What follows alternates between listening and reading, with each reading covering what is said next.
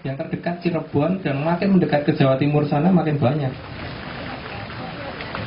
Aneh sekali kan. Kalau misalkan sekarang kita kemudian berpikir ulang, apa iya Belanda ini membuat pabrik gula di sini, di mana untuk mengekspornya itu harus jauh-jauh, harus mengambil jauh-jauh dari Madiun, dikapalkan, dibawa ke Batavia dulu, baru dikapalkan ke luar negeri. Aneh, gak logis.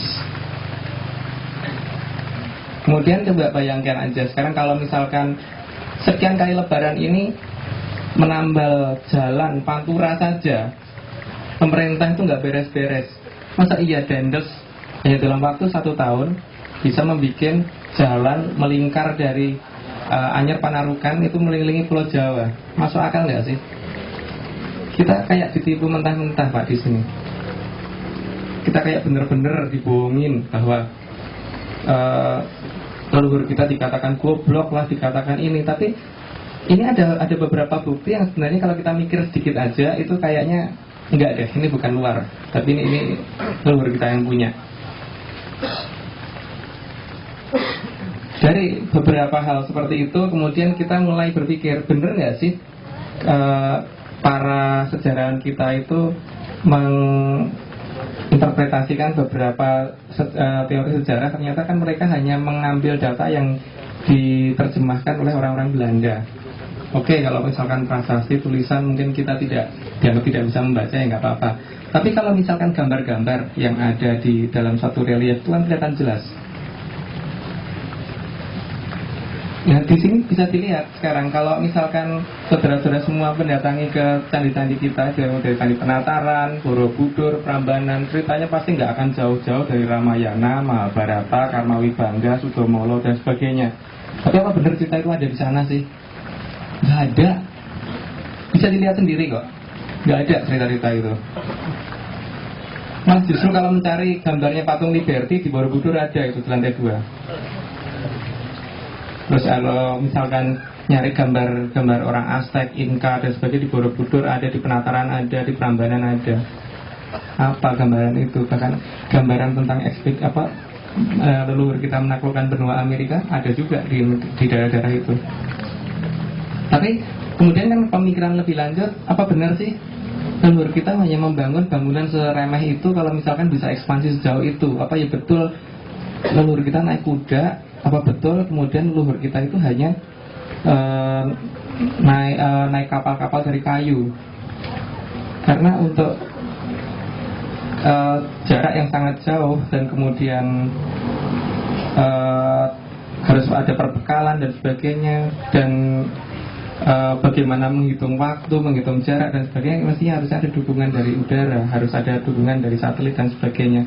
Apalagi kalau kemudian kita melihat yang waktu bulan lalu kita tunjukkan di daerah Irian Jaya, yang kita temukan di sebelah utara Irian Jaya, daerah Jayapura, sekitar 65 km dari Jayapura, ada beteng di bawah laut dengan tinggi 1,86 km dengan lebar 2,7 km. Apa iya sih beteng kayak gini dibangun orang yang pakai koteka? Apa bener beteng kayak gini dibangun oleh orang yang naik kuda? Nggak mungkin. Jarak 110 km yang dibangun jelas banget bahwa dia lurus, tidak kelihatan berbelok sama sekali, dengan kontur yang sangat persis. Para geolog menganggap itu sejenis Great Barrier Reef yang di Australia, tapi Great Barrier Reef nggak seperti itu, beda banget.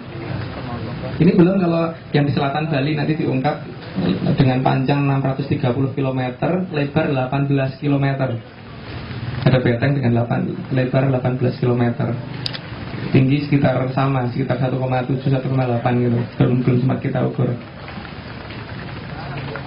Kita kayaknya harus mulai berpikir ulang bahwa betul nggak sih peninggalan leluhur kita itu candi, terus bangunan-bangunan dari batu yang hanya ditumpuk-tumpuk aja, atau ada sesuatu yang diumpetin, atau jangan-jangan ini hanya untuk mengalihkan perhatian supaya kita nggak ngeh ada bangunan lain yang lebih gede yang ditimbun, yang teknologinya jauh lebih maju. Di beberapa wilayah kita menemukan banyak kejanggalan ya, karena setiap kali ada candi, kalau kita ngamatin kiri kanannya kita menemukan bukit-bukit yang bentuknya kayak piramid. Orang geologi misalnya langsung ngomong itu intrusi dari dari dasar laut dan sebagainya.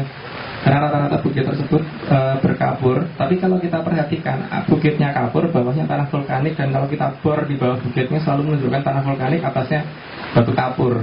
Jadi kayak cuma ditumpuk di atasnya aja. Dan kapurnya sendiri juga tidak merata. Jadi hanya di satu tempat begitu. Kelihatan banget ada sesuatu yang diumpetin di daerah-daerah seperti itu. Dan kita beruntung ternyata daerah seperti itu ada sangat-sangat banyak di negeri ini. Belum kalau kemudian kita mulai berpikir ulang bahwa apa betul kalau misalkan kita bangunan yang minimal tingginya 300 meter itu dibangun dengan orang-orang yang primitif, kan kayaknya akan sangat aneh sekali. Berarti mesti ada sesuatu sistem teknologi pendukung. Seperti misalkan tadi kalau kita mulai berpikir bahwa keberadaan kereta api dan keberadaan pabrik gula tadi sangat aneh. Berarti kalau ada pabrik gula ada mesinnya, dan mesinnya itu mesti dari besi, dan mesti ada pengolahan di awalnya. Ini diumpetin di mana? Dan seperti apa sih cara ngumpetinnya, itu kan harus kita cari lagi. Karena beberapa bendungan yang kita sengaja kita rusak sedikit, yang walaupun kita perbaiki lagi, itu seperti di daerah Pemalang. Kita sengaja datang malam-malam karena ada satu bendungan yang katanya buatan Belanda di tengah sawah, jadi jauh dari penduduk. Malam-malam kita datengin, semennya kita rusak, dalamnya ternyata botol numpuk. Jadi bukan botol yang disemen seperti bangunan-bangunan Belanda.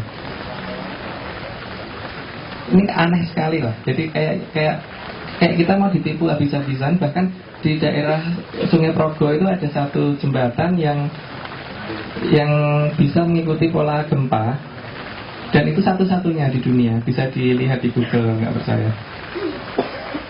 Dan sekarang apakah benar kita harus mengekor pada mereka terus, atau kita harusnya sudah mulai mencari? Jangan-jangan ada teknologi yang sangat tinggi di sini yang harus segera kita buka supaya kita bisa memakmurkan masyarakat. Minimal sekali yang kelihatan adalah ada beberapa bangunan yang sudah kita coba untuk dengan menggunakan uji geologi, kelihatan ditimbun di kedalaman yang minimal 38 meter. Kelihatan ada pola tangga, ada pola terowongan, ada pola pintu dan sebagainya, sudah mulai kelihatan. Kita hanya publish di satu sisi dulu yang ada tangganya, karena di sisi sebelah sini sangat berbahaya karena ada daerah yang menunjukkan nilai resistivity 22,14, itu yang menunjukkan resistivity emas. Kalau ini dibuka rame, jadi jangan yang bagian ini. Nah, saat ini mungkin ini yang mendorong beberapa orang yang kemudian pengen mengambil alih, seolah-olah mereka menemukan karena mereka mempunyai kekuatan penuh. Ya sudah, monggo, kita mau diambil ya juga silahkan, yang penting kita nggak ikut campur. Karena kita tahu persis bahwa di setiap bangunan-bangunan seperti itu tidak mungkin mudah untuk membuka, karena ada sistem jebakan dan sebagainya yang sudah dipersiapkan oleh beliau dulu. Jadi saya ingin supaya kita itu sekarang mulai mengerti bahwa ada kemungkinan sejarah yang pernah kita pelajari salah total, dan direkonstruksi dari bangunan-bangunan yang hanya merupakan pengalih perhatian saja. Dan bukti ini yang harus kita buka secepatnya. Dan pada saat kita berusaha membuka lalakon, jawaban dari kelurahan yang muncul ke kita adalah kita diberi surat tidak boleh mendekati lokasi. Kalau mendekati kita akan ditangkap. Dan tadi sudah saya serahkan kopiannya ke Mas Amin. Suratnya sih cuma 3 lembar, tapi karena kelasnya panjang sehingga halaman pertama sekian, terus kemudian ada sambungannya lagi, halaman kedua dan sebagainya. Jadi lucu, ketika kita mau menunjukkan bahwa negara ini besar, justru aparat pemerintahan di tataran kelurahan menghalangi kita dan justru akan menangkap kalau kita masuk lokasi. Ya, tapi ya nggak apa-apa, karena sasaran kan banyak, target banyak, yang kita temukan juga tidak cuma satu. Kalau Gunung Lakon nggak boleh, ya yang lain masih ada banyak sekali. Dan uniknya di dalam setiap piramid yang kita duga itu piramid, selalu ada suatu getaran elektromagnetik di puncaknya sebesar 28 kHz, dan kalau misalkan kita tarik ke atas meninggalkan si puncak ini makin membesar, dan kalau ke atas makin membesar, kalau ke atas makin membesar lagi, jadi seperti di lock dari luar. Kita memiliki bangunan-bangunan seperti itu ternyata. Dan kalau gunung biasa kita lihat nggak ada. Jadi sekarang untuk kalau ingin menguji suatu gunung kira-kira itu ada bangunannya tidak, sekarang kita malah bisa memakai patokan itu, getaran 28 kHz. Jadi cukup membawa radio kecil yang kira-kira bisa menangkap itu. Kalau kita menangkap getaran itu, baru kita sambungin ke osiloskop. Gunung normal nggak ada yang menghasilkan seperti itu, karena kita sudah nyoba di berbagai tempat, dan kalau kita gali gunungnya benar-benar alamiah, kita biolistrik hasilnya alamiah, nggak ada getaran seperti itu. Tapi di gunung-gunung yang kita tentukan seperti itu, dan biasanya di saat-saat tertentu akan kelihatan ada efek seperti sinar turun dari atas menuju ke puncak, atau dari puncak naik ke atas, itu di saat-saat tertentu, dan itu bisa dilihat semua orang. Demikian juga di Telakon, di Garut, dan yang lain-lain. Terus kemudian juga kandungan airnya yang ada di daerah gunung tersebut, itu biasanya kalau misalkan kita bawa aqua satu botol, kita taruh di ketinggian sekian, nanti akan ada efek radiasi yang berbeda di setiap ketinggian, dan makin tinggi makin besar kandungannya, sehingga mungkin ini yang bisa membuat efek kalau orang sakit jadi sembuh dan sebagainya. Nah, saya pikir gini dulu. Cukup tak non? Ini nggak akan diterima itu, karena dia menghancurkan kepercayaan dan pandangan-pandangan yang sudah sangat mendarah daging, yang juga menyangkut agama, menyangkut teologi, menyangkut iman, dan seterusnya. Jadi tidak mudah menjadi orang dengan posisi seperti aku. Nah, di sejarah kita itu ada semacam Da Vinci Code, semacam itu ya. Artinya, misalnya gini, sirno ilang kertaning bumi. Jadi bangsa kita di abad 13 itu ngelihat bahwa ini Portugis sebentar lagi datang, ya. Terus mereka melihat bagaimana Inka Maya hancur habis oleh Spanyol. Portugis karo Spanyol itu tonggo meh-meh podo kelakuan ini, kira-kira ngono ya.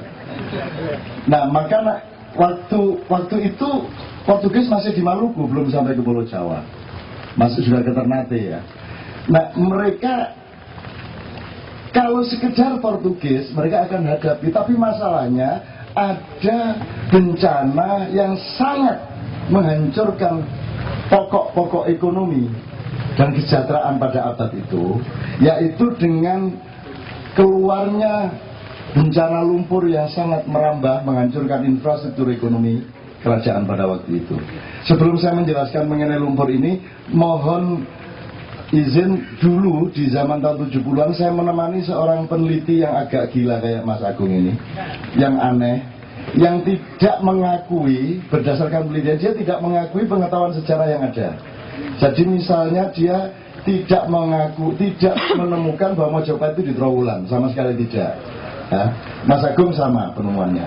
Menurut dia memakai metode Honocoroko, misalnya kitab Negara Kertagama, Pararaton, dan seterusnya. Itu menurut Kirjomulyo yang saya ceritakan ini, Pak Kirjomulyo, itu sebenarnya letaknya kunci kenyataannya tidak pada lembaran-lembaran buku itu, tapi pada goresan-goresan di halaman terakhir yang oleh para pembaca sejarah Belanda tidak diterjemahkan itu apa. Nah, dia memakai metode hitungan-hitungan Honocoroko, maka dia menemukan kode itu artinya apa. Jadi ini Kirjomulyo Code ya, saingannya Da Vinci Code gitu ya. Terus dia menyimpulkan Mojopahit itu nggak ada. Yang disebut Mojopahit itu karangan orang yang nutupin sejarah tadi, supaya kita kenalnya itu Mojopahit. Padahal Mojopahit itu hanya ujung dari satu dinasti panjang yang disebut Ed. Sebelumnya ada dinasti panjang Pa, ada dinasti panjang sebelumnya lagi Jo, sebelumnya ada Mo. Jadi Mojopahit itu berlangsung sejak mungkin 7.000 tahun sebelum Masehi. Ya. Sampai ada yang Mas Agung ceritakan tadi, ada benteng yang tingginya 1,8 km, yang bahkan di selatan Bali itu lebar dindingnya 18 km. Ini berarti manusianya pada waktu itu gede-gede. SBY kabeh. Piye gitu ya. Nah, saya ingin mengatakan pada Anda, jangan menagih Mas Agung fakta dulu, karena dia pada proses meneliti, ya, meneliti, dan saya juga tuntut dia harus ada satu penemuan faktual yang bisa dipertanggungjawabkan, meskipun metodologinya jangan mau pakai wasit yang ada sekarang, karena wasit yang ada sekarang tidak mengerti permainan sepak bolamu, kan begitu kan? Tidak bisa orang yang ngertinya cuma pingpong disuruh menjadi wasit tenis. Atau permainan yang beliau mau teliti itu adalah permainan yang bukan tenis, bukan pingpong, bukan volleyball. Jadi untuk ya tidak, itu tidak bisa dengan wasit yang sekarang ada. Nggak usah yang jadi Maya ini nggak ada lapangannya ini. Di Kompas nggak ada rubriknya, betul nggak? Di semua media nggak ada rubriknya. TV mau memuat bingung, nggak ada kategorinya. Ini bukan voli, bukan sepak bola. Ini bukan kutu, bukan gajah, bukan. Jadi kita ini out of box. Kita ini punya kategori baru, dan kategori kita ini bukan kategori masa sekarang. Kategori kita adalah kategori masa depan. Jadi ketika ketika rombongan Pemret Kompas wakilnya Pak Yakub Utama datang ke rumah di Kadipiro untuk nyuwun sewu, kan ada kasus dengan KPK kemarin, terus minta maaf kepada saya mengatakan Kompas nggak usah muat. Nah iya, nggak ada rubriknya, dan wartawan tidak ada di seluruh dunia. Wartawan mau duduk 7 jam. Terus kalau dia benar-benar mau duduk 7 jam sampai ke rumah, bingung yang mana yang saya beritakan. Jadi ini masa depan. Tidak perlu menuntut masa kini untuk memuatnya, karena masa kini belum punya kitabnya, belum punya lajurnya, belum punya jalurnya, belum punya kategorinya, belum ada teorinya. Kelak akan lahir teori sesudah fakta ini menjadi sejarah. Nah itu yang sedang diselidiki Mas Agung. Nah makanya pada tahun abad ke-13 itu orang-orang tua kita pada waktu itu memiliki kewaspadaan, ini bangsa saya akan hancur. Karena yang disebut Mojopahit itu keratonnya saja longsor. Dam-dam pertanian yang ada pada waktu itu semuanya tidak bisa luar biasa. Disitulah kemudian terjadi beberapa proses. Proses yang pertama adalah kekayaan, harta karun. Iya aneh jenengan guna harta karun ya. Padahal korun kalah kaya dibanding nenek moyang kita. Jadi yang mau diambil di piramid itu kan isinya ya Gong ya. Isinya, dan isinya yang di situ itu cuma sedikit. Nanti kapan-kapan tak tunjukin yang banyak. Loh, saya akan tunjukkan kepada Anda, tapi Anda harus taat dulu sama saya. Saya punya teman di Sarawak, seorang yang mengajari saya makan api, mengajari saya makan silet, semprong ini. Saya dulu zaman kecil tuh makan itu Mas, tak kriuk. Saya di Filipina tuh ngamen keliling mangan ini Mas. Apen-apen dadi. Kriuk tujuan saya wah, wedi kabeh melayu kae Mas. Itu padahal ya cuma gitu. Nah, orang ini kemudian suatu hari teman saya di pesantren itu hijrah ke Malaysia di Sarawak. Sampai di sana dia berdakwah. Caranya berdakwah bagi dia adalah menaklukkan orang yang paling sakti. Di sana orang yang paling sakti adalah orang yang menang adu kepala. Jadi kayak kambing mundur gitu, terus nanti maju bareng, bules. Nah si Ismail ini, kami menyebutnya Sarwaji. Ismail ini kepalanya memang kepala batu bener. Jadi saya main bola sama dia, itu dia tidak ada sakit. Itu dia, kita giniin pakai rokok gini, tidak terasa dia. Itu si Ismail ini. Jadi dia masuk sumur 10 menit, tidak ada masalah. Ini orang gila. Nah kok ditantang adu kepala. Wong dia sebulan bisa digondol 3 kali di pesantren, tapi dia keluar dari kamar tetap pakai rambut. Dari mana rambutnya? Oh rambutnya perintil-perintil keriting gitu, ditempelin lagi bisa. Itu Ismail. Nah dia pun kemudian lomba menang, semua yang jagoan adu kepala kalah semua sama Ismail. Terus saya bilang, siapa yang ingin bisa terbang? Sini ke rumah saya, kata Ismail. Loh berduyun-duyun orang. Ayo, mau terbang, oke. Tapi taat sama saya 6 bulan. Mulai pertama belajar Al-Fatihah dulu. Yuk saya ajarin Al-Fatihah. Setelah itu turutan sampai hafal semua. Setelah bisa baca Quran, gak ada yang ingin terbang. Itu maksudnya. Itu cara berdakwah. Jadi Anda mau tak tunjukin kekayaan yang lebih besar. Kalau Anda taat sama saya, ketika sudah tamat pelajarannya, Anda tidak ingin lagi melihat kekayaan itu maksud saya. Gitu loh. Itu juga strategi panjang. Sabran bisa membuktikan Julius Caesar sebenarnya bagaimana dulu, Hamlet sebenarnya bagaimana dulu, dia bisa membuktikan. Ada strategi-strategi panjang di dalam sejarah. Nah, abad 14 itu ada 4 tahun yang tidak disebut di dalam sejarah yang ditulis oleh Belanda. Ada selang 4 tahun yang kosong, yaitu 1396 sampai 1400. Yang disebut Sirno Ilang Kertaning Bumi itu 1400. Sirno Ilang Kertaning Bumi kalau ditulis dengan angka 1400. Ya, 00 itu Sirno Ilang, 14 itu Kerta Bumi 1, Kerta itu 4, Bumi itu 1, 1400. Jadi pada waktu itu Da Vinci Code diciptakan. Kekayaan-kekayaan disembunyikan. Bangunan-bangunan besar ditutupi secara massal. Aku belum sebut tadi bahwa cara menutupinya itu tidak alamiah, karena tapi teknologis. Kalau alamiah bentuk gigir-gigirnya, terundakan-terundakannya tidak seperti itu. Nanti aku bisa sebut itu. Nah teman-teman sekalian, disembunyikanlah oleh orang-orang tua itu sehingga tiba-tiba kita seperti tidak punya apa-apa. Kalau versinya Agung, Borobudur itu juga kamuflase. Ada Borobudur yang sebenarnya yang jauh lebih besar. Itu. Cuman resikonya kota Jogja dibongkar semua baru di. Aku gak kira ketagihan Gong. Termasuk keraton begitu dibongkar dikain jubuk candine Israel gitu. Nah jadi teman-teman sekalian, saya mendukung Agung ini bukan karena saya percaya, tetapi karena dia melakukan sesuatu yang sangat baik untuk kebangkitan bangsanya.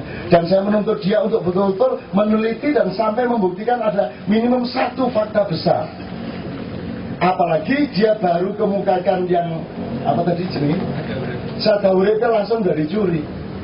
Saya sama Sabran menangani sejumlah kasus pencurian-pencurian seperti itu. Saya tidak akan ceritakan karena saya ini masih sedang dalam proses untuk adu kepala. Itu teman sekalian. Nah, mohon tidak salah paham sama Agung. Dan saya juga banyak tidak percaya sama dia. Jangan lupa, saya juga banyak tidak percaya. Maksud saya ada empati saya, tapi itu lain masalah dengan kepercayaan ilmiah.